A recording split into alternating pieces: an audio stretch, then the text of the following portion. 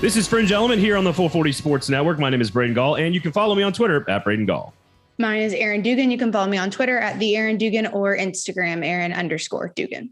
Make sure you check out the YouTube page as well. Subscribe, click all the buttons, the notifications, all that good stuff. Erin, of course, live from her new studio, the Cast Collective on Music Row in Nashville. So make sure you check that out, of course. We are going to talk about coordinators today. New coordinators in the SEC. We've mentioned all of these names, but we haven't really had any time to sort of like dive into whether or not we think they're upgrades or not, whether we like the moves or not for some of these teams. So we're going to talk about the 9 new coordinator positions in the SEC. We're going to look at the quarterback class for next year, which is already being talked about as one of the best draft classes in the history of college football. I'm sure none of that will change, Erin, between now and this time next year. Couldn't. Right. And obviously some stats on the draft from this past weekend. SEC. So lots of stuff to do. Seth Emerson going to join us as well for our Georgia State of the Union from The Athletic. Had about 20 plus minutes with him. Just a fascinating conversation. One of the best beat writers in the business, covering all things Georgia and a lot of like why Georgia is working so well right now and is not as crazy as everyone else in the conference. So a lot of good enlightening stuff. Yeah, like it's just you've been to Athens before. It's just a chill place, and I feel like that chillness sort of runs through everything Georgia, and it keeps everything like not insane. I think they're always chill. Well, that's part of what I asked him was if they keep doing this and they keep winning this much, like, are they going to turn into like the crazy batshit LSU, Alabama, Tennessee people? And he had an interesting answer. So you have to tune in later to find out what he said about that. So how about that? Yeah, that's what they call a tease in the business, Erin. And we'll talk about the draft, of course. So before we do that, Fringe Element is brought to you by who? It's brought to you by Jasper's, holding it together way better than I am right now. Erin's been to 4 doctors today. No, just kidding. Life is hard. I mean, not 4. Shit's hard. You know, starting your own business is hard. I'm exhausted, but this is normally a good release during the week. We hope everyone's enjoying the show and the product. Again, you can watch it all on YouTube and obviously rate, review, subscribe, but go to Jasper's. Of course, if you're in Nashville, make sure you check out Jasper's on West End. They've got a game room with air hockey, skee ball, pop-a-shot, darts, Jenga, like everything you could possibly imagine. All of it's free. It's a fantastic place. And if you're not in Nashville and you're listening all over the place, we know we're huge in Texas, Erin. Did you know you're big in Texas? Did you know that? Everything's bigger in Texas. I knew you were going to say that. I mean, I'm taking cheap shots today. That's all I can do. There are locations, 13 of them from Four Top Hospitality, all across the Southeast, including Memphis and Huntsville and Mississippi and Alabama. And so make sure you check out one of those great restaurants. It's linked in the show notes. So make sure you check out Four Top Hospitality. But if you're in Nashville, make sure you go to Jasper's. It's the best place to watch the draft, where we were last weekend. Great place to watch NBA, NHL playoffs, all that great stuff. So all go the to things. Jasper's. Go to Jasper's. Okay. 15 Georgia players Erin drafted. We talked about this last week. Do we think they could break the record? They did. They broke the record. They beat LSU from 2020's draft class and Ohio State from 2004's draft class. The record was 14. They drafted 15 players got drafted. I thought this was interesting. All 3 of those records, because Ohio State won the national title in 2002, LSU won the national title in 2019, and this team just won the national title as well. All 3 of those records obviously coming off teams that won the national championship. This is earth-shattering stuff, Erin. Great teams have great players. Makes too much sense. Yeah, and Georgia was, I like seeing this many defensive guys kind of get their moment. It's just fun. A lot of times like that, it's not always the case, especially to have that many from one school.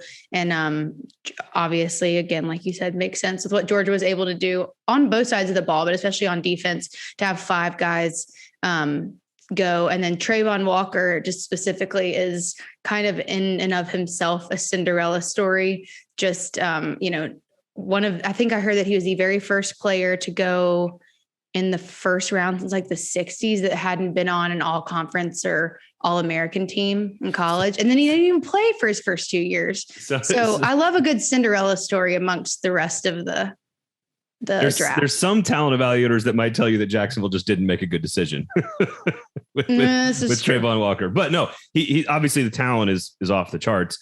Interesting that Nakobe Dean, who I would argue like is the most proven of all the proven commodities, fell, I think, into like the mid-third round, but 5 defensive players in the first round for Georgia, which was a record, which is insane. It is. And Jalen Carter is probably going to be a potential number 1 overall pick next year. And they got another couple guys. You could have 7 or 8 or 9 starters off the national championship defense be drafted into the NFL, which again speaks to how well Kirby Smart has done recruiting. Again, not exactly earth-shattering stuff here. To you, does that speak about how the draft has evolved? Was it always this way? Do you think defensive guys were always valued this high in the draft, or does it seeing trends? Like, we know they're always important. There's no question about that. But just in terms of how high they're going, have you seen that we trend in that direction? I think edge rushers have always been viewed as a premium position because it's the only player that can stop a quarterback on his own, right? Correct. Yeah. I think that's always been there. To your point, though, I think cornerback has become a more premium position. I would agree. In every sport. Again, this is when Nick Saban kind of changed his defensive player, right? And he kind of stopped recruiting like the 350-pound middle linebacker and the 250-pound middle linebacker, 330-pound defensive nose guard or whatever. And he started going more versatilely and smaller. And I think we're seeing corners fly up the boards, but middle linebackers and safeties, they still don't get drafted. I mean, Nakobe Dean fell down the board. So I don't like answer my question. Yeah, I think wide receiver and corner, because again, everything in the world in football right now is geared towards the passing game, like every rule, everything. So it'll be interesting to see how many players from Georgia's national championship team eventually get drafted, because Bama had another 7. And so that means they had a record 6 first round picks last year, no record number for first round. And then they had 7 more this year. So you're already looking at, I think they had 13 or 14 last year drafted, or 12, something like that. So they're already up to like 19 players off of the national championship team from 2020. Well, and then off of a single team, it's like 40. If you look at their roster in 2017 or 18, if you add them all up. The 17 national championship team that beat, or was it 18 that beat Georgia in the national championship game? 17. Yeah, because 18 would have been Clemson and Trevor Lawrence. You're right. There were 1.40 guys that were on the same roster that have now been drafted, which is unbelievable. Only team beat out Miami 2001. I was going to say Miami 01's got to be the most talented that I've ever seen. But yeah, I would assume Georgia is going to be in that territory. Like they're going to be like, they have 3 tight ends that are going to get drafted. Yeah, it's pretty insane. It's nuts. 16th straight year that the SEC won the draft, quote unquote. I'm not sure that's ever going to change, actually, now that they've kind of taken control of that. 65 players. The next best was the Big Ten with 48 players. That ties the record from last year set by the SEC. 34 of the 105 players taken in the first 3 rounds. So the best players, 34 of them were from the SEC. Alabama had 7. LSU had 10. But what's interesting is if you look at where they went, like all of Alabama's players went in the first 3 rounds, and almost all of LSU's players came in like the last on Saturday. So it tells you, even within the 2 teams in the same division, that there's a gap there. Right. Yeah. And then also it's interesting to me to look at just how quickly things fall off. Like, I mean, especially with Georgia, I mean, you go from 15 to 10, that's a pretty steep drop off, but then you're quickly down. I mean, I guess it does kind of like taper off, but if you look at the difference between like Texas A&M had 4 and Georgia had 15, Texas A&M is only number 5 on the list from the SEC. So in 5 spots, you go from 15 to 4. It's pretty wild. Yeah. Ole Miss with 6 and Tennessee with 5. Good job. Both Ole Miss and Tennessee. A&M with 4. You mentioned Kentucky with 4. Florida, Arkansas, South Carolina with 3 each. Mississippi State and Missouri with 2. Auburn with 1. A guy who came to Nashville, Roger McCreary, of course, the cornerback in the 2nd round pick, who's a really good player. And congratulations to your alma mater, the only school in the SEC that did not have a player drafted, the Vanderbilt Commodores. Congratulations, Erin. Thank you. I needed that today. Thank you for the pick me up. You know me. To be fair, future SEC power, the Texas Longhorns, also had the same number of players drafted as Vanderbilt. So Vanderbilt, you are equally as talented as Texas. Would once have sounded better than it does now, knowing what we know. Right. It doesn't help, but I appreciate you. I'm sorry. I can't believe Texas didn't have anybody. First time since 2014, they didn't have a player drafted. So we talked about this last week. Texas is going to have to up its game. Not a great look. If it wants to jump into the draft ranks. You know, what's interesting about the quarterback situation, and we saw all these guys fall. Matt Corral from the SEC, Malik Willis, a former SEC quarterback at Auburn, now here in Nashville at Tennessee, he falls. All these quarterbacks completely fell out of, like, not one of them drafted until the third round other than Kenny Pickett. And a lot of teams, I think, are looking at next year's crop. And we've talked about this before, that the SEC ranks, as far as quarterbacks go, could be the best we've ever seen. And I started looking at all these. I was guilty, Erin, of looking at like these way too early mocks and rankings for prospects because I'm just an idiot who can't say no to the clicking. And I started looking at this and I'm going, all right, everyone thinks CJ Stroud is a step ahead of Bryce Young. And I thought we could look at some of the quarterbacks for next year. And I want you to tell me if you're buying or selling these guys being first round draft picks. Because I think it's going to be a phenomenal year for quarterback play in the conference. Yep. But I'm not sure I'm buying 7 quarterbacks going in the first round next year. It'd be tough. That seems like a high number. So you're going to give me one. I'm telling you if they'll go first round or not. Well, let me give you a couple of names just to remember, just to know from around the country. So I'll give you a few names. Like CJ Stroud from Ohio State's probably the number 1 quarterback next to Bryce Young. I think that's going to be a heated battle all year. Mm-hmm.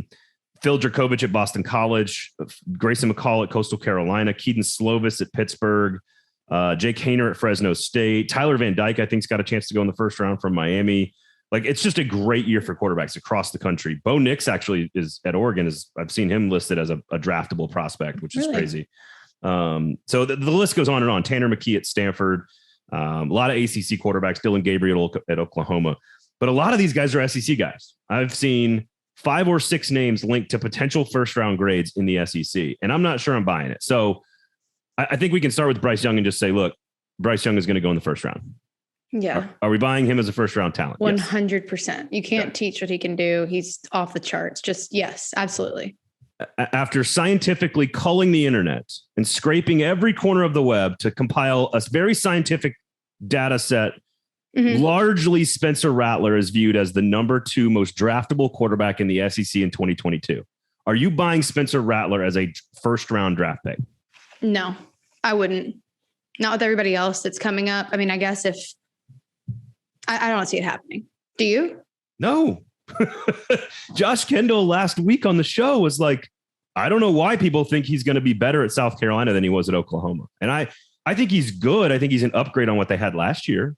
I think that will get better quarterback play. And I think he's a good player, but look at the defenses they're going to play. Look at the system he's running. Like, I just look at his production at Oklahoma. Like, I'm not believing or buying in the Spencer Rattler love. I don't get it.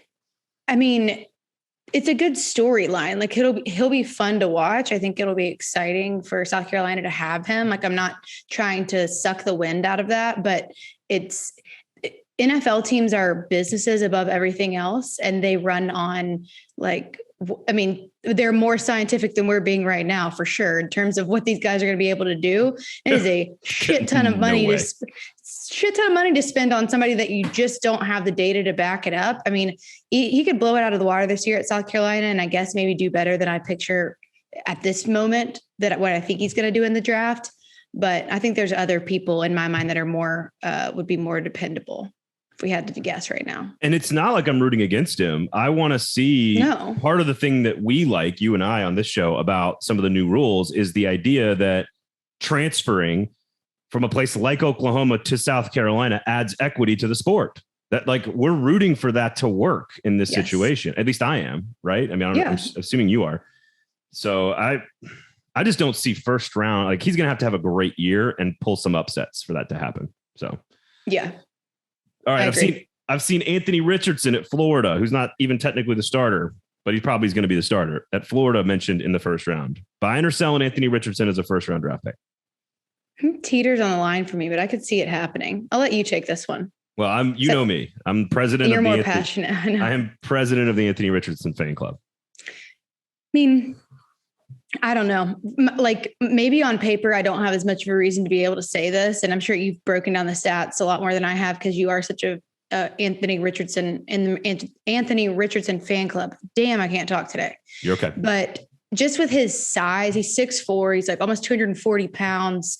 I mean, I think that it would help him he's going to have to show a little bit more consistency in terms of completion and just, what he's able to do on the field, good versus, efficiency versus mistakes. But to me, I see him more with the physicality and long-term ability to be able to be successful in the NFL than I do Spencer Rattler. Yeah, the upside for Richardson to me is off the charts. Like, I think it was a mistake for Dan Mullen to start him in the Georgia game. And then he threw the pick 6, which I think was Nakobe Dean, I think. But like, you look at a guy that averaged 8 or 9 yards per play, rushing or passing. That's the thing. He can run too. As a backup, like the guy was running away from people and he got hurt exactly like we predicted last year in the Georgia game, I think, and then wasn't really healthy the rest of the way. He has to have a great year for it to work and for it to happen. But I think he's got first round talent written all over him. I don't know if he's coming out after one full season as a starter though. So that's an interesting question. Well, just think about what his ability when he has an always healthy and pretty much consistently efficient offensive line around him, what he would be able to do. Well, and we'll see what Napier can put around him from a coaching standpoint. He'll have a better shot this year for sure. Yeah. How about Hendon Hooker, also a transfer, also a guy that made Tennessee and the team that he transferred to instantaneously better, joined with Josh Heupel, clearly worked in that system. One of the most efficient players in all of college football. First round, buying or selling Hendon Hooker? No, selling. Okay. All right. Why? That's a good question because his stats are, it's really good. He only threw 3 interceptions. He had 31 touchdowns. I mean, it's not like he's not a great player, but for some reason, there's some factor there that I just don't see translating as well to the NFL or not to the first round. What do you think? So it's funny that you say, I'm not sure how to describe it because Hendon Hooker is he had a very good season last year. Very good season. And he's a really good player. I just am not sure I've ever seen anything from Hendon Hooker that tells me NFL. Like, it just doesn't, like, the offense he runs. Is it just like the it factor? There's just something, it's like an intangible thing, or maybe I'm just not good at verbalizing it, but I just. Well, you are having problems with words today. So maybe that's what You know what? No, it's not. That's so it's not untrue. It's not like, I don't not trust his intangibles. Like, I think he's a mature leader with a good I think he's a good head on his shoulders. He's bought into the culture that Josh Heupel's selling. Like, I think he's actually good at all that stuff. It's like the going through an NFL progression set of reads and then delivering throws into tiny windows into every corner of the field. Like, I'm just not sure I've seen him do that ever. Not at Virginia Tech or Tennessee. Can he run Josh Heupel's offense really, really efficiently? Yes. Does he take too many big hits to run like that in the NFL? Probably. I just don't. Yeah. I think it's hard to verbalize. He's working inside a system that works with him, but unlike Bryce Young, I don't think he's going to be able to just create magic out of nowhere, like be able to turn something that looks a hopeless play, escaping, sacks and tackles like some of these other guys are. I mean, there's a difference. And if you just keep comparing everyone to Bryce Young, maybe that's not fair, but Bryce Young is what a first round NFL quarterback looks like. I mean, very, very tip top, not saying you have to be that good, but there's a difference. To me, I see Rattler as like a second round pick. I see Hendon Hooker as like a third round pick, maybe lower. I see Richardson as like a late first, early second round pick. Agree with that. How about Will Levis? I've seen Will Levis, who was a big time player at Penn State from a recruit standpoint. So I think his pedigree and NFL scouts are going to see that he does a lot more than the running that he does for Kentucky. And because this, we'll talk about the coordinator in a little while because they changed coordinators at Kentucky. And that's going to be a huge deciding factor on both Will Levis and the Wildcats of 2022 as their new coordinator. I think I've seen the talent with Will Levis, but I'm not sure I've seen him play like an NFL quarterback ever, at least. Yeah. I couldn't tell if you were done with that sentence or not. I wasn't sure if I was done with that sentence or not. So I think we're going to see Kentucky's just continuing to get better. So I think we will see, improvement from him no matter what. But right now the ratio, even though what he's able to do on his feet, is a great thing. But like you said, the NFL is largely a game that's played in the air. So, the touchdowns to interceptions ratio is not great. He threw 24 touchdowns and 13 interceptions. And you're just going to have to cut down on the mistakes that are being made. And obviously there's a lot of factors that go into that don't only fall on him, but that game film is going to have to look better. He's going to have to show better numbers this year if he's hoping to have be picked at a high spot in the next year's draft. I'm buying that his NFL stock will be better than his college view. It's sort of like the opposite of Hendon Hooker. Okay. Yeah. We'll see Hendon Hooker with all these efficiency metrics, top 5 in the nation, top 5 this, top 3 this, and all this efficiency stuff. But I'm not sure the scouts for NFL teams are going to sit there and see a professional quarterback. Whereas with Levis, you're not going to see all the stats and all the efficiency. He's going to be good. And then the scouts are going to watch him take a 7-step drop and fire a football and go, "Oh, that's a professional athlete." I think they could actually be inverted to some degree. I don't think that's an interesting theory, and I think it sounds right. So I would say Levis is. I'm not buying him as a 1st-round pick at all. So no, but I think he's got more upside than people realize. Yeah. And do you think he has more upside than Hendon Hooker?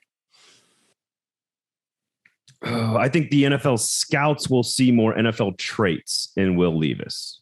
How do you think Will Levis works in, like we were just talking about, passing efficiency? How do you think that translates? Because we know what his game on the ground looks like, but I think the traits are going to be seen by scouts as being capable. Yeah. And we're not going to have known. Now, the other thing is he's playing in an NFL system. So Liam Cohen last year was from the Rams. Now he's going to have Rick Scangarello, he's from the Kyle Shanahan tree, from the 49ers, the quarterback's coach for the Niners. And the reason they hired him was to maintain some continuity. And so I could see him developing, and again, knowledge of an NFL system and the experience of an NFL system, I think will help him in the evaluation process. I don't know if I'm buying either one of them as a starting quarterback in the NFL, honestly. So I think Bryce Young is going to be great. I think Anthony Richardson has a chance to be great. And what's interesting is Jaden Daniels at LSU, Will Rogers at Mississippi State, and KJ Jefferson at Arkansas. None of these 3 are getting much love at all. Daniels is going to have to sort of recreate his career magic from his freshman year at Arizona State to kind of re-cement himself as a candidate. Right. But Rogers and Jefferson both, I think, have a chance to be drafted. I think they're both good enough to be drafted. I think Rogers has enough skill. I think Jefferson's got enough talent. I think I could see Will Rogers fitting into an NFL system and kind of, coming into himself a little bit later than some of these other guys that we just mentioned, but I could see that working. And honestly, talk about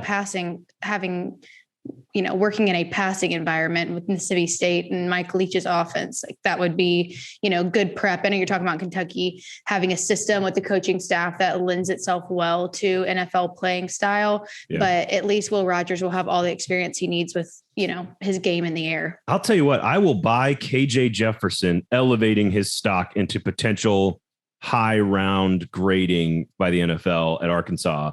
Because if he develops this year, there are a lot of Cam Newton qualities to his game, which is a pretty rare set of skills. In fact, I think Anthony Richardson is the same thing. I think both of them, if they have really great seasons this year, they could show people that they have that rare combination of size, athleticism, leadership, arm talent, all that stuff. So I would actually buy Jefferson as a buy low candidate. Rogers, I think, kind of is what he is. And that could be good enough to play in the NFL, but I don't know if he's got the arm, but I think Jefferson's got that upside. He's a Liam Neeson. You said, I have a very rare set of skills. Do I need to say it like this with a voice like this? Is that the right? Did I mess up that? Which quote? One is Liam Neeson? Which one is Liam Taken? I have a very rare set of skills. I think that's Liam Neeson. Yeah. Oh, it's definitely Liam Neeson. I was just wondering. I was messing up the quote. I have a very rare set of skills. He's always has that monotone, gravelly voice that never changes. He's a tremendous actor, that Liam Neeson. I have a very particular set of skills. I knew someone was going to come at me if I mess this up. You were close, man. You were close. What's interesting about the SEC is there 5 stars everywhere that are freshmen that I think are going to be really high level draft picks. Honestly, You got Connor Weigman. You got at A&M, right? You got the kid coming into LSU. You got Vandergriff at Georgia. You got all these recruits. You got Nico coming into Tennessee next year. What's the LSU kid's name? Why am I drawing a blank on? I am too. That's why I asked you. He's got a 5-star. He's a 5-star freshman. I didn't say his name on purpose, Erin, because I couldn't remember it. Thank you. Thanks a lot for that. So I'm like, normally maybe I would have picked up on that, but my brain is just shot. All right. So speaking of sort of development and these guys, so we're buying Bryce Young. We're maybe buying Anthony Richardson. We're not buying Anthony Richardson. I can buy it. Okay. I can dig it. I will buy KJ Jefferson low and see what happens. I'm not buying the rest of these guys being first round picks, but I'm buying them all being great college quarterbacks. And I think it's going to be a great year for that position in the conference. So we'll leave the conversation there. Now, as far as new coordinators go in the conference, Seth Emerson from Georgia, covering the Georgia Bulldogs for The Athletic, going to give us a State of the Union for Georgia coming up in a little bit. I did not count LSU or Florida in this conversation. I think it's interesting that Billy Napier decided to keep two guys that he coached with for a long period of time at Louisiana and kind of just bring them with him. One of them went to the Giants and Rob Sale brought him back. But I think, Mike Denbrock and Matt House for LSU, Brian Kelly sort of had a different strategy. He went out and got guys that are more established sort of at different positions. Yep. So different strategies there, but I'm not really counting them as new coordinators. To me, when you come in as a new staff, that's not a coordinator change, in my opinion. I'm with you. Yeah, I agree. Okay. So the big one for me that matters the most, the two, and I think, there's a philosophy here, Erin, where we trust the side of the ball that the coach is on better. I think that, or more, for them to hire someone underneath them with the same expertise. Yeah. So I'm not concerned about Dan Lanning leaving Georgia because Kirby Smart is going to run the defense. Right. I'm not as worried about Lane Kiffin replacing Jeff Lebby, the offensive coordinator, goes to Oklahoma, because Lane Kiffin runs the offense. Although the hire of Charlie West Jr., we'll get to that in a second. I think the biggest one is Mike Elko leaving Texas A&M, $2+ million guy, the head coach at Duke now. They go and hire DJ Durkin, which is a really good hire. And I recommend listening to Billy Lucci's interview a couple of weeks ago. He kind of explained the difference philosophically. They'll be more aggressive early in games with DJ Durkin. But Durkin has a checkered past, but a pretty good coordinator. So he's going to have to do work on that Texas A&M defense. If they can, they got a chance to contend with Bama. I mean, in his second season at Ole Miss, he definitely turned, their program around on that side of the ball. Helped. Their offense was part of it too. It's obviously more than one thing, but it's, taking them to helping pave the way to get them to their first 10-win season is not nothing. And he's also been a head coach before, which I would venture to say, having had all those responsibilities as a head coach and what that looks like, because he coached at Maryland, and then being able to retreat and just do the thing that you're the best at, even though that's not necessarily what all coaches want. Sometimes coaches leave because they're forced out of a head coaching position, or, that's normally why. But and his departure from Maryland was tragic, obviously, with the death of a player and everything.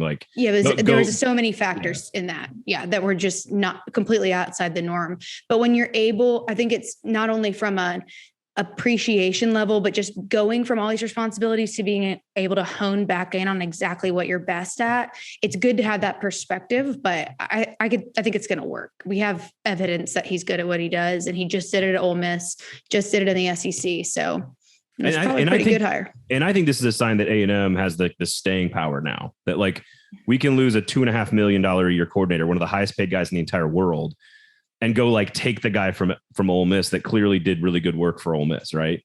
You're buying in. Yeah, they have what they need to get people there, the facilities and staff and people like Jimbo and I think the complaint on Elko is things were kind of they came out of the gate a little bit slow sometimes. Mm-hmm. And I think Lucci talked about this on a previous episode, that he thinks that there's going to be a more concerted effort to sort of change scheme game by game to attack at the beginning of a game. And then, we saw Mike Elko make great adjustments, and if Durkin can do that, but also package together sort of some aggressiveness out of the front, the front's probably not going to change too much, but should be very interesting. I got a question for you, and I know you're trying to get through these, but no, go for it. In terms of how much more important do you think that is for an SEC West team with their level of competition to be able to come out of the gate early, not trail? I mean, and you almost have to give these teams that like Alabama and some of these other great teams in the West, you almost have to make them a little bit nervous to even have a chance. Yeah. And you have to have the personnel that A&M's got on the front seven for sure, which they do. Yeah. I think, and Seth talked about this a little bit too, like part of the reason Georgia has sustainability is because the East doesn't have the same top end talent like LSU and A&M or even Auburn when they're good. And they also don't have the same quality and depth that they've got with Arkansas, Mississippi State, and Ole Miss right now. Like it's just the West is on another planet right now. Like, that's true. Which is again why I'm not worried about Dan Lanning, who's another one that left. He's now the head coach at Oregon from Georgia. They hired Will Muschamp and Glenn Schumann. I'll let Seth describe this a little bit, but they're playing it coy with who's going to actually call plays. The other thing that I noticed about this, that 6 of these 9 positions were filled with promotions, and I just like that just doesn't feel. I know that like there's continuity and stability and all this stuff that coaches want and familiarity, but like, there's a reason that like Texas A&M went and stole Ole Miss's coordinator. Like there's a reason that Oregon stole Georgia's coordinator. Like go out and hire a guy that's like a dude. I just, the promotion from within, I don't feel like that's not sexy. It doesn't get me going. Well, it's just kind of the difference between if what you're doing is already working perfectly, you just need to do it better. That's one thing. It's almost never the case though. But then just the utilization and addition of other knowledge outside of your own is almost always helps. Yeah. We'll get to, as long as people get along. The only other big one, because we'll get to Auburn and Vandy, which I think are in different situations. Right. Ole Miss as well. But Kentucky, because again, Ole Miss has to replace Durkin. Kentucky replacing Liam Cohen. I think Cohen did a great job in his 1 year in Kentucky. And they bring in a Kyle Shanahan protege, who I would argue is from a schematic standpoint. I would argue the 49ers rushing attack is possibly the most entertaining rushing attack I've seen in football today. So if he's going to bring some of that with some pro style passing stuff, because he was the quarterback's coach under the Shanahan tree, I love the idea of putting all that stuff together with Will Levis. We'll see if it works, but I love the idea. What do you think is it's always interesting to me to like see these moves from NFL to college and back and like what it really takes. I mean, I know the real answer is money, but what it really takes to get these guys to leave professional and come back to college. Well, it's not some of it's like lifestyle. Because I think Matt House, the DC at LSU, came back from Kansas City back to the college ranks, and he was all about like, I want my kids to be around the facility and like to be more of a familial, definitely is enterprise. But like also but if you're worried about spending time with your kids, like you don't come back to college to recruit. Like you're going to work way more hours and be on the road a lot more. Like I don't know. Like yeah, it's not. That was still going to be pretty time consuming. Right. That was an interesting quote, I thought, from him on that. But yeah, I think Kentucky's the big one. And I think Texas A&M defense is the other one. And then Ole Miss on defense, replacing Durkin, I think is interesting because you're doing it with Chris Kiffin, who is your brother, and Chris Partridge. Again, Chris Kiffin was on the Browns defensive line coach. And then Chris Partridge, who was elevated from Ole Miss safeties. Like to me, this screams, and they got some players drafted too, like Matt Corral's gone. To me, this screams like step back for Ole Miss on defense. There's some patriarchy going on there. No, patriarchy? Yeah, I think that's right. But I just think you lost a really good coordinator and some good players. I don't think you're just going to replace that right away. And Ole Miss has how many positions changing? They've got a lot of moving parts going on. Yes. The 2 that you just named. And on offense, yeah, Jeff Levy's and Charlie Weiss. Yep. Yeah, Charlie Weiss on offense, who is 28 years old, which is insane. Yeah, that's nuts. We'll get to the offense in a second. I think the defense for Ole Miss is keep ranting. Is the area of concern. I don't think this is. You hire your brother and you elevate another member of your staff to replace a guy that's clearly good enough to be at A&M. I don't know, and a head coach in the Big Ten. That's what I'm concerned about. Ole Miss's coaching staff on defense. That would be my number one issue. Yeah, I mean, Kiffin's working well in that program. The guys love him, like the fans love him. I mean, he throws things in the air every now and then, but overall, it seems to be doing stuff that's working. But I agree with you that it's kind of hard to justify the brother into that position. On the offensive side of the ball, Charlie Weiss Jr. is interesting because he's got a pedigree and he knows Lane Kiffin. He was his offensive coordinator at FAU. They worked together at Alabama. He was one of those gazillion, intern/graduate assistant analysts for Alabama. And I find this fascinating as a practice in college football and the NFL too, where they just like hire their buddies, or in Kiffin's case, his brother. Like Charlie Weiss Jr. got the job because of his relationship with Lane Kiffin. He was the offensive coordinator at South Florida the last 2 years. They averaged like 23 points a game. That's not good in college football. So it's not like the data indicates he deserves to be the coordinator. I'm also not as worried because it's Lane Kiffin, right? Like it's his offense. But this one, you're sort of hiring on potential, especially for, like you said, a 28-year-old. There must have been something. I mean, there's obviously something that Lane sees that, you can't really see on paper, but he grew up, his family with his dad coaching at Notre Dame. So I have a feeling he probably has instincts that we haven't gotten to see, that Lane can see, because they're sitting there at a whiteboard, like drawing things up together and at Alabama and stuff. So there must've been factors that Lane thought got in the way that weren't really his mind. This kid Charlie must be super, super just creative and have some kind of mind that we haven't gotten to see because we weren't in the room. Also, does he want to start his own rehab clinic? He's got DJ Durkin, DJ Durkin, right? And so maybe he just thinks he can bring guys along. Auburn and Vanderbilt are fascinating. We'll kind of wrap up this conversation here. We'll get to Seth Emerson, but Vanderbilt and Auburn, Brian Harsin, Clark Lee, both changed both coordinators. I would argue for different reasons. I think Auburn because he didn't make the right hires in the beginning. I think Clark Lee's kind of learning on the job. Harsin's been a head coach a long time. Right. So to me, it's very different. Derek Mason leaving, them elevating Jeff Schmedding. I don't like that word. Okay. Derek Mason saw the writing on the wall and got the hell out of there. And then on defense, they fired Bobo and then tried to hire Austin Davis, who then also got the hell out of there. So like, to me, Auburn is off on its own. It's not even like, it's like its own conversation as usual. Yeah, it's a little bit of an island. I don't even know how to say the offensive coordinator. Eric Keesaw, he was the wide receivers coach on the team. He got elevated. How do we have any? It's Brian. It should be Brian Harsin's offense. I don't know. Yeah, well, I mean, I don't know what to expect. There's talk about moving parts. Auburn just in general, and I agree I think the same thing comes into play here with. I guess more for Clark Lee. For me than with Auburn, because it seems that Clark it's slower, but it seems to be making a little bit more of calculated decisions. Like you said, it seems like there's having to be some changes at Auburn because of decisions that were made too quickly. And then also people running off. But Nick Howell, Clark Lee's defensive mind, I don't have big questions about that. I really just have questions about if Vanderbilt can continue to start again, getting the right kids through the door. Yeah. Which Barton Simmons is doing right now. Joey Lynch is elevated to the offensive coordinator for Vanderbilt. He was the quarterback's coach last year. I'm not sure I saw a ton of development in either Mike Wright or the injured Ken Seals. Nick Howell, to tell with lacking all of the pieces that they lack. Well, yeah, you're right about that. You mentioned Nick Howell. He will be the defensive coordinator this year. He was the defensive backs coach last year. So Clark Lee just elevating two guys from within his staff. So also to your point, I trust Clark Lee on defense. So I do too. Just Joey Lynch doesn't have enough.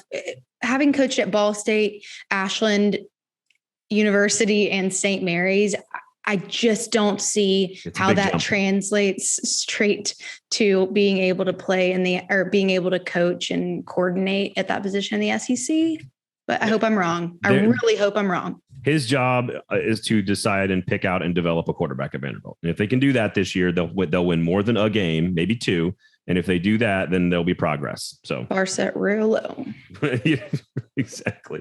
So there you have, there's your new coordinators. Again, LSU, Florida, I'm not counting them, but there are 9 new jobs in the SEC from a coordinator standpoint. Wanted you guys to get to know them a little bit and sort of see the ones that we think are upgrades and which ones we think are status quo and which ones we think maybe are concerning. Again, Ole Miss's defense, Auburn, there's some concerns there. I'm fascinated by the Kentucky offense. That's the one that I'm the most interested in of all of them. I think that one's going to be super fascinating to watch. All right. When we come back, Seth Emerson, our Georgia Bulldogs State of the Union from the guy who covers them for The Athletic. When we come back right here on Fringe Element. Fringe Element, Erin Dugan, is brought to you by Jasper's, your pit stop for a tasty treat or something larger than a small treat, more like a meal. Like a whole entire meal, perhaps. Like the whole entire meal and a drink. They're not paying us to tell people to go in there and nibble. Like they're paying us to tell people to go into Jasper's and spend a fortune on all the delicious foods. Starting with nibbling's fine.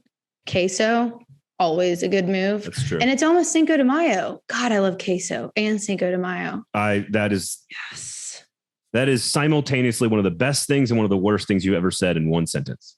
Queso and Cinco de Mayo. Queso is amazing. Love queso. Cinco de Mayo, no thanks. There's no I like holidays with no expectations.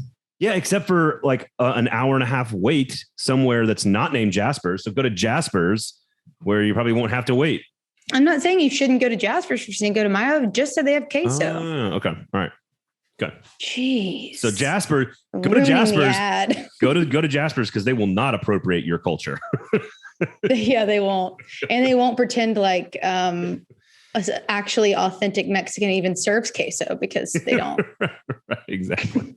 Oh man, it's mole. It's actually mole. Did you know that? It's mole actually is what they would actually serve, which would be freaking spectacular.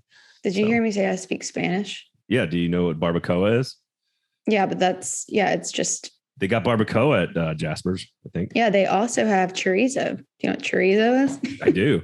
We're just saying we've appropriated an entire That's continent. Not what I meant when I said I could speak Spanish, but I do know what those mean. Habla español? Sí. This is terrible. Suficiente para comunicar, pero no sé. Wow, you do speak a little bit. All right. I'm fluent. I didn't know you were fluent in Spanish. I like to keep things. All those trips to Cabo paid off. Try studying it at Vanderbilt, asshole. Oh man. That's our first. So what are we talking about? Go to Jasper's. And if you're in Nashville, go to Jasper's. Great place to watch any sporting event. Great happy hours, game room for free. That's Mexican street corn. I'm done. It's I'm done. $0 in for the game room. I don't want you to do that again. Completely free. Yo hablo español un pequeño, just a little bit. So this is bad.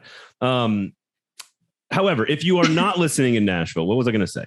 Go check out all of the other four locations. Yes, the other 4 top hospitality locations in Memphis and Huntsville and Jackson, Mississippi. 13 locations across the Southeast. So make sure you check out 4 Top Hospitality because they are a wonderful sponsor and they do not approve of this message. I'm not sure I can't believe they actually do approve of our messages, to be totally frank, but it's a good point. Maybe you're getting emails you don't tell me about. Go to Jasper's. Seth, good to see you, man. Welcome to the show. How are you, buddy? I'm doing well. So, we're going to begin a season here. I guess if you want to count this the beginning of the season for college football, I know there's lots of roster management that's been going on. They've not played a game yet. Yeah. Right. How are you looking forward to a summer where you do not have to write, discuss, talk about the quarterback situation for Georgia? I do not accept the premise of the question. I'm looking forward to a summer where we don't have to talk about a bunch of narratives about Georgia. Just because I got sick of talking about them, objective journalists and all, but the narrative about, is Georgia cursed? Is Kirby Smart a good coach? Does Kirby Smart nobody's doing when it comes to offense, to quarterbacks? I mean, they won the national championship and they won the national championship with a former walk-on as their quarterback. So I think to me, it validated like everything. It validated what I had said about Kirby Smart making the right decision with Jake Fromm and Justin Fields, despite seeming evidence to the contrary, that he made the right decision for Georgia. JT Daniels probably still has a better chance than Stetson Bennett of ever playing in the NFL, but they won the national championship with Stetson Bennett. That still does not change people who, and it's a minority. We took a survey on The Athletic, and I forget exactly what it was, but it was, it's probably in the 15 to 20% of Georgia fans who still, but they're very vocal, still maintain that like maybe if JT Daniels had been the starter, they would have won the SEC championship and put Alabama away there. or that they would have won the national championship by more points. I think most sane people say, if you could go back in time, do everything the same way because they won the championship, and not doing it that way risks it. I get the people that the one area that I could have gotten with, and I might have even favored, was to say that maybe it was better for the program if Bennett had gone pro. So you can start the Brock Vandegrift or Carson Beck era because you have banked that championship. You don't need to get over the hump yet. So if you don't win as many games this year because you're starting a younger guy, it's okay. You didn't need to get over the hump anymore. On the other hand, that's not how coaches think. That's not how Stetson Bennett thinks. Stetson Bennett wants to play football, and the coaches want to win games. They want to win another championship. And clearly, Georgia's best chance is with Stetson Bennett. It seems like an incredibly productive use of time to debate how they could have won the national championship instead of just appreciating it, especially for an organization that's had, this only comes around every 40 years. Now, I guess the question I have just in general, not even about the quarterback situation, because I think when we look at who has tracked down Nick Saban, whether it was Urban Meyer beating him in 2014 at Ohio State or Coach O, or even Gus Malzahn's beaten him a few times, like it doesn't feel like any of them are sustainable the way Kirby Smart and Georgia might be. Are all the things in place for this to continue at this level for the foreseeable future? Yeah, the recruiting, the resources, the financial commitment.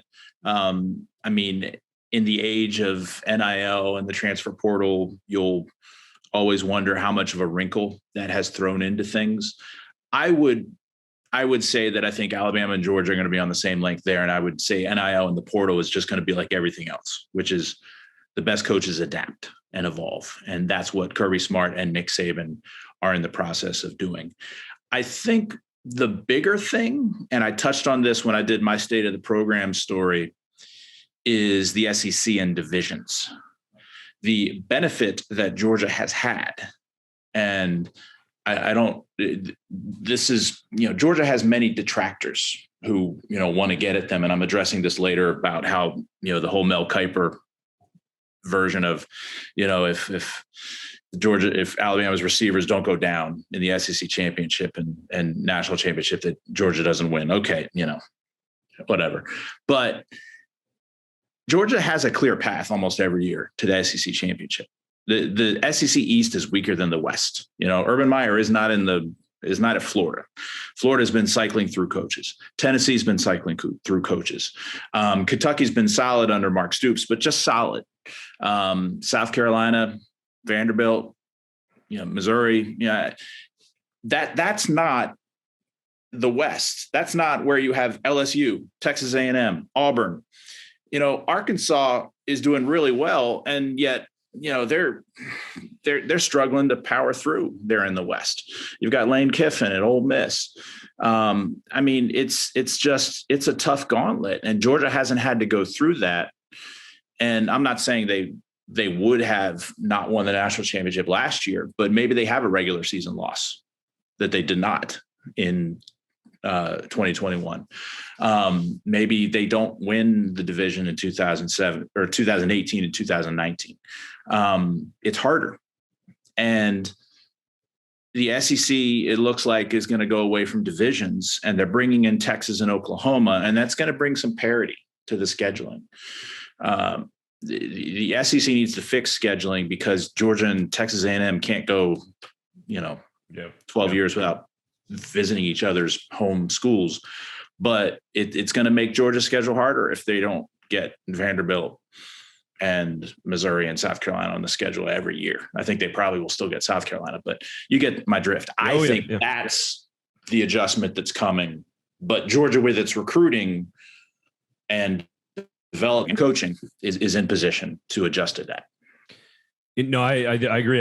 You look at their schedule this year and you kind of go, well, where's the game that's even like a single digit point spread? Like there's not one in 2022.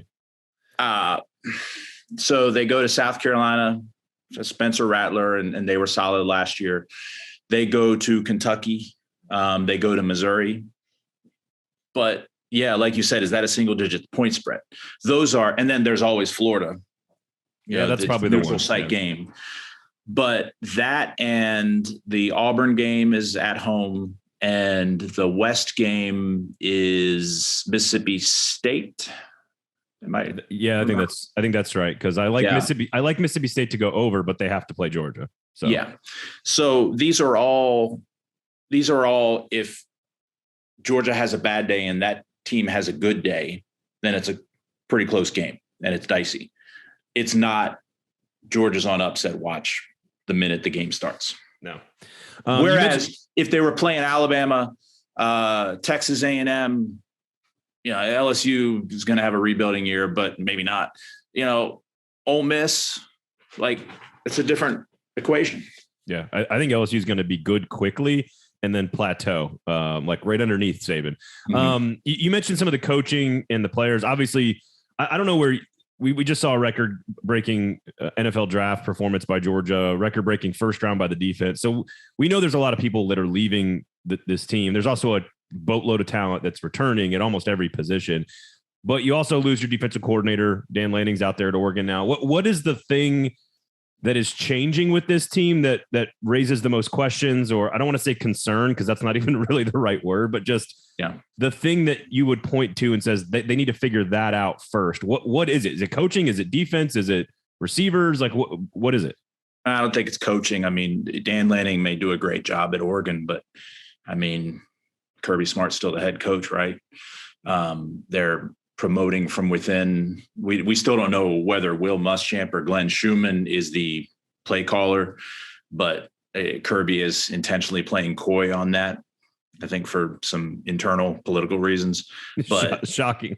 Yeah, but doesn't matter. Mel Tucker left after the 2018 season, and Dan Lanning replaced him. I mean, it's just that's how they've become Alabama. There'll be more focus on offensive coordinator because that's a tangible, the other side of the ball from what the head coach's background is. And that is a play caller that is important. And they do not lose their offensive coordinator. Todd Monken's back. They do not have a new quarterback. So even on defense, they lost 5 first-round picks, and that doesn't include the guy who may have been the most important one, Nakobe Dean, who slipped to the 3rd round. But on defense, are they going to be as great as they were last year? No, but if they've got a lot of talent back there and they've got some key returning guys, there's not going to be a big drop off. And going back to the schedule, that allows them the ramp for these younger defensive players to get experience. And by the SEC championship, if they make it there, to be playing really well. I think you just kind of wonder how quickly the secondary will catch up, because that's always the question. And then the bigger question is then on offense is how good is the O-line? How good is the running game? Is the passing game as good as on paper it should be when you have a veteran quarterback and you have not 1, not 2, but 3 tight ends that are just, and we're recording this. Can I say when we're recording this? Yeah, go for it. Yeah. Okay. We're recording this Tuesday at 11:15 Central Time. Or not Central Time, Eastern Time, 8:15 Las Vegas time, which is where I am. And at this point, we have not heard about Darnell Washington, Las Vegas native, going in the transfer portal. So if he's coming back, he joins Brock Bowers and Eric Gilbert in just that's even if Darnell Washington, if one of those 3 gets hurt or isn't there, that's really good. It's disgusting. Yeah.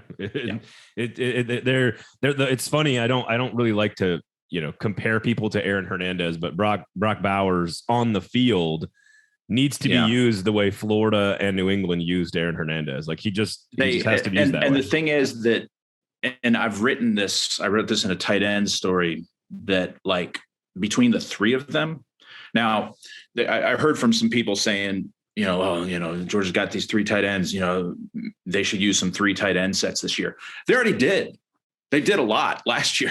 It's not like they have to go back into the Todd Monken and company have to conjure up a new offense to build around these guys. They've been using 2 tight end sets as basically a base. They did that more than 50% of the time. They did 3 tight end sets about 18% of the time, I want to say. Now, and I remember some lineups where they flexed out all three tight ends to the same side. Like they were already doing that. And now they've added Eric Gilbert into that. So and those guys are different also. It's not like just three different guys. They have different sets. Brock Bowers is the guy's built a little bit more like a fullback. He's stockier, but faster. Darnell Washington is this huge target, a little bit plodding, but he's just still huge and has a great catch radius. And Eric Gilbert is kind of a little bit in between both. It should be fun to watch. And if they can get some receivers that can take the top off the defense, then it can just be a hugely explosive offense. I think a lot of people that could make the case and have made the case that Georgia's the quote unquote best job in America, right? Like and a lot of reasons, I think one of the reasons that I would point to why that job is maybe better than an Ohio State or an Alabama, which also are elite jobs where they actually have a lot more championships, is that the crazy doesn't come out as much with Georgia fans. It doesn't feel like they as many people go full on like Ohio State or Alabama nut job, like the Fringe Element, which is the name of the show. Does that evolve and change as Georgia continues to win SEC titles, win divisions, make the playoff year in and year out? Now they've got the ring. Like, do you think that changes, or is it just an Athens vibe that keeps everybody kind of just a little bit more chill than the crazy people? Probably the latter. I mean, you can never predict. But I think you are right about your premise of Georgia fans, because I can say that when I moved from covering South Carolina to Georgia, my experience was they were a lot more, I want to word this in a way of, South Carolina fans were passionate, but they were very quick to criticize everyone else for their failures rather than their own. They were quicker to blame the media. I felt the brunt of that. The NCAA, the SEC office, conspiracy thinking. And you have some elements of that at Georgia, but not very much. It was more like criticize the coaches, criticize the players, which sometimes it was misplaced, but that's more productive. That's a better way to get better. Like, I think you saw in Tennessee, I think part of the problem has been, to blame everybody else rather than looking inward. In retrospect, did John Curry have it right with trying to get Greg Schiano? And I'd have to give him credit because I thought Greg Schiano would have been a bad choice. I thought Mike Leach might have been a good choice. As it turns out, Jeremy Pruitt was not a good choice. So, but that whole thing wouldn't have happened at Georgia. Georgia's administration just does what it's going to do. And people may complain, but they ultimately go along. And Athens has a different vibe about it. It's just a different place. And I think there will be a sense of perspective. Like I said, the vocal minority that's anti-Stetson Bennett is a minority. You pretty much shut that faction down anytime you say, I saw one website posted a tweet for a story link that said, who should Georgia's quarterback be in 2022? And you clicked on the link and went to it, and it said, who cares? We won the national championship. That's awesome. I think the 85% falls on that side. Well, and it's funny though, because it's not even just, I think you're absolutely right to pinpoint like the origin of the crazy, which is to look outward instead of inward. And I do think Tennessee has figured that out to some degree by organizing their chancellor and their AD. Who knows if Josh Heupel can win anything of meaning there, but you don't read about the post-game, like interpersonal things, right? That, like there's no like shotgun fights in Athens. There's no like people getting teabagged in New Orleans, like the way Tennessee acted after Kiffin, like you just don't see much of that with Georgia. Georgia's on the same page. Georgia's always been aligned administration wise. That's the whole time I've been here. That's been since the Michael Adams, Vince Dooley thing. They've been on the same page. Now, some would argue that they shouldn't have been aligned, that, the alignment was wrong-headed thinking, and that Georgia was wrong-headed in being too financially conservative, which may have ultimately been the undoing of Mark Richt, but they were aligned. And then when they moved slowly. Like Jeremy Pruitt first came in as defensive coordinator and started to change the culture from inside. And then that made it easier for Kirby Smart to come in, and they've now got a more dynamic athletic director in Josh Brooks, but he's still aligned enough with the school president. And so Georgia is moving. Georgia always moves in a way that is very slowly, and you don't realize it, kind of like with their offense, to relate it to that. Like you still get questions. You've still got this perception that Georgia hasn't opened up its offense, that Georgia isn't in the 21st century with its offense. And then you look at the stats. Georgia passed it 100 more times in 2021 than they did in 2017, which same number of games. Both teams made it to the national championship, had about the same amount of blowout wins. So that is, does anybody know that they passed it that many more times? They evolved very slowly. It's almost like Georgia fans have been trained to sort of the administration has always done it this way, and the fans have therefore been trained to deal with it that way. Yeah. And also, again, mix in the sort of like relaxing vibes of Athens GA, and all of a sudden you've got this sort of, again, I think it's the perfect combination of passion, commitment, but also like hands off, let them do their jobs. And it's why I think it's the best job in America. Also a great place to live. I find it interesting that if you were to say the Georgia AD's name and ask fans who the Georgia AD is, I bet you they could rattle off like 8 other ADs in the SEC and would not be able to even name the Georgia athletic director. Other non-Georgia fans, you mean? Yeah. Non-Georgia fans. Yeah. Possibly because he's new, but even when Greg McGarity was there, he was there for 10 years, it may have been the same thing. Yeah.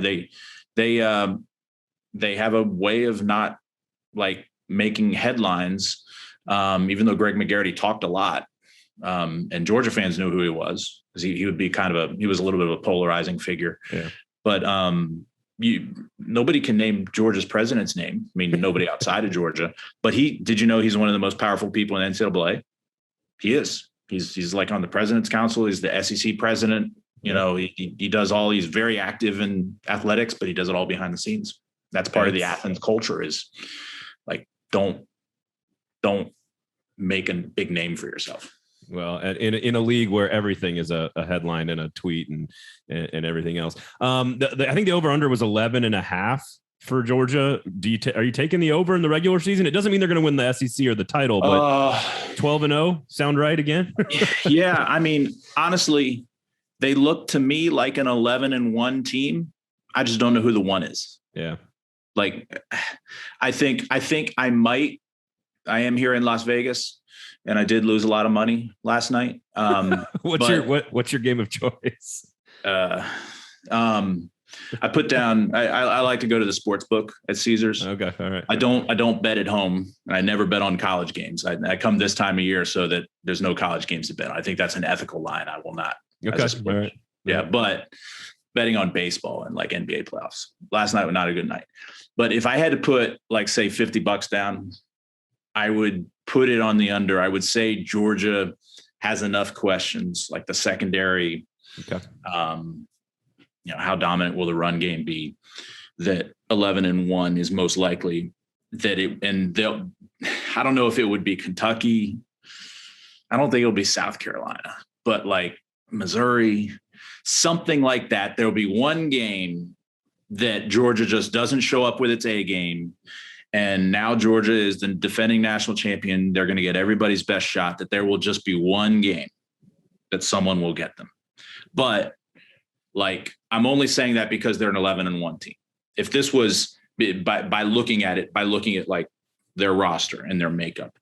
But I don't know. I mean, they might be 12-0. They might be, I also think they're good enough that if they were in the West, I'd only have them down for a couple losses. Yeah. I would take the under in the West and the over in the East for sure. I think that's fair. How many stories can you tell us on the record about Jeremy Pruitt's time in Athens?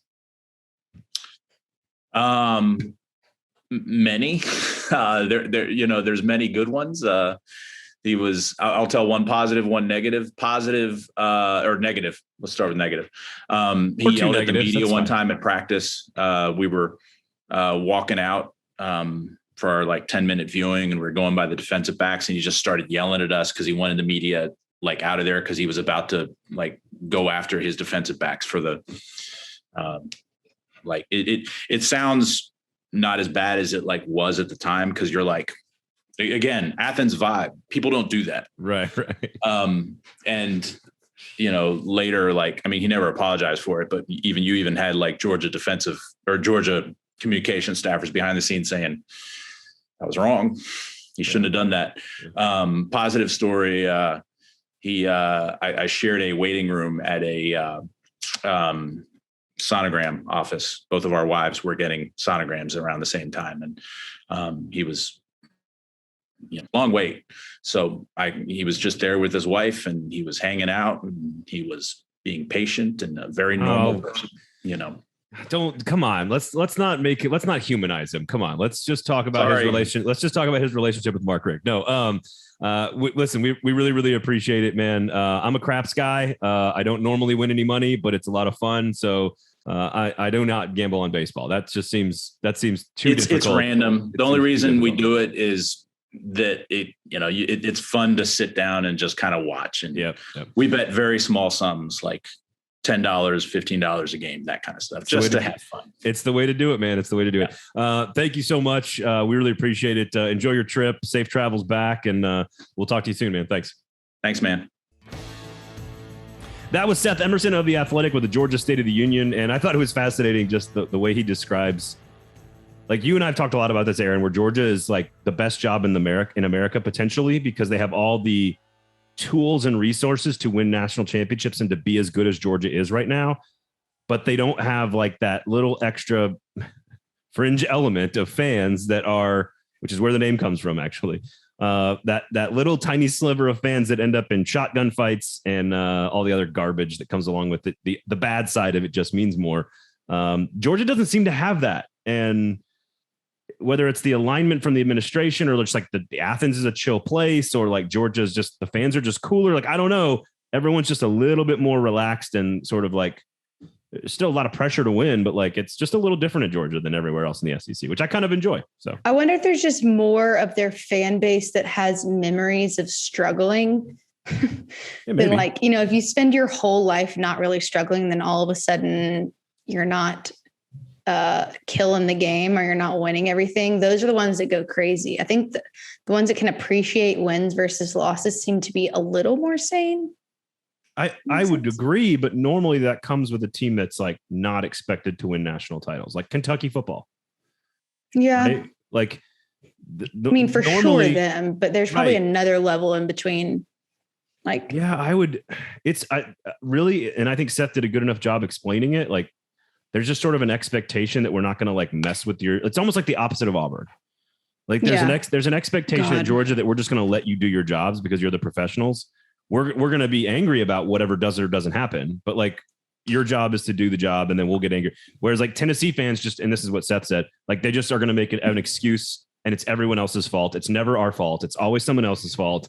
We never did anything wrong. It's always Dan Wolken. It's somebody else. It's the national media. It's the SEC office. It's the officials. It's Lane Kiffin. It's always somebody else's fault. It's never our fault. Maybe Georgia just has like something else to live for. Wow. I mean, I'm just saying, I can say that I live in. On that note, we are done. There's not as much going on in Alabama, and everyone that lives in Alabama knows that. So I'm not saying anything. What's the excuse for all the people in Nashville then who act like a fool when their team doesn't win? And I'm not talking about Vandy. I'm talking about Alabama and Tennessee fans in Nashville. They got stuff to do. Well, at one point they didn't when they lived in Alabama. Okay, we should get off. Wow, you're done. You're done. Go back to the doctor. Her name's Erin Dugan. My name's Braden Gall. You can follow us on the Twitters. Make sure you go to the Instagram and the YouTube page as well. Special thanks to Seth Emerson for hanging out. And of course, special thanks to our title sponsor, Jaspers. Check out all of Four Top Hospitality's great locations across the Southeast. They will give you a great, unappropriated place to eat a wonderful meal. For Erin, my name is Braden. Thank you guys all for listening. Mercifully, this show is over, and it has been Fringe Element on the 440 Sports Network. That one's going to have an afterbite.